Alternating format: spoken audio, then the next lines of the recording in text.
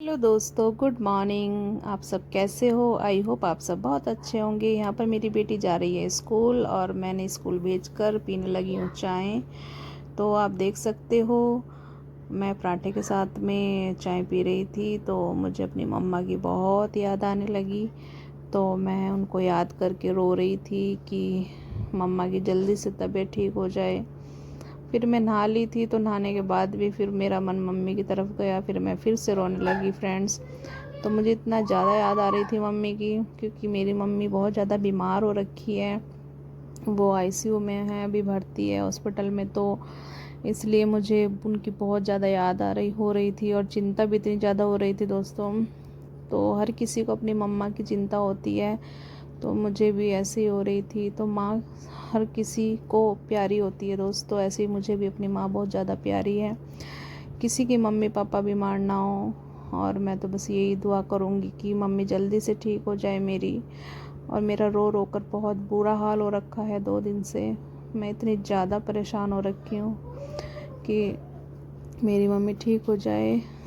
तो आप सब भी मेरी मम्मी के लिए प्रेयर कीजिए कि मेरी मम्मी ठीक हो जाए।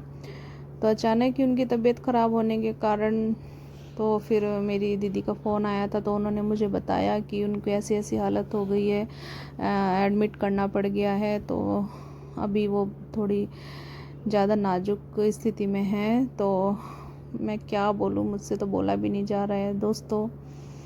बस भगवान से यही दुआ करती हूँ कि मेरी मम्मी अच्छे से बिल्कुल ठीक हो जाए, पहले की तरह। हम अभी सोच रहे थे गर्मियों की छुट्टी में जाएंगे मम्मा के यहाँ पे, और बच्चों को लेकर जाऊंगी। बच्चे भी जिद कर रहे थे नानी के घर चलेंगे। तो सबकी नानी ऐसे ही हंसती खेलती रहे, हमें हंसती खेलती हुई मिले। तो बहुत अच्छा लगता है जब पूरा परिवार रहता है साथ में। तो एक के चले जाने से तो बहुत दुख होता है दोस्तों। तो ऐसा कभी ना हो, तो मम्मी पापा दोनों के साथ ही रहना चाहिए। और दोस्तों बस मेरा तो रोना ही नहीं रुक रहा है। मैं इतनी ज़्यादा परेशान हो रखी थी, इतनी ज़्यादा कि समझ ही नहीं आ रहा है कि मैं क्या करूं। मेरा ब्लॉग डालते हुए भी इतना रोना आ रहा था दोस्तों। तो आप देख ही सकते हो मेरी हालत, मेरी आंखें कितनी सूजी हुई हैं। फिर मैंने सोचा चलो ये तो चलता ही रहता है, ये तो चलता ही रहेगा, क्या करें, ज़िंदगी है। फिर ये मैं अपने बेटे को ले जाने के लिए स्कूल से लाने के लिए तैयार हो रही थी, रेडी हो रही थी। मैंने कहा चलो थोड़ा सा फेस सही कर लेती हूँ बाहर। तो मैं अपने बेटे को लेकर आ रही थी। तो यहाँ पर देखिए मेरा बेटा भी किताब लेकर बैठ गया है। ये रो रहा था कि नहीं मम्मा नहीं, मुझे आप वो पता नहीं क्या मांग रहा था, ये समझ नहीं आ रहा है इसका रोना। तो ये कुछ मुझसे बोल रहा था।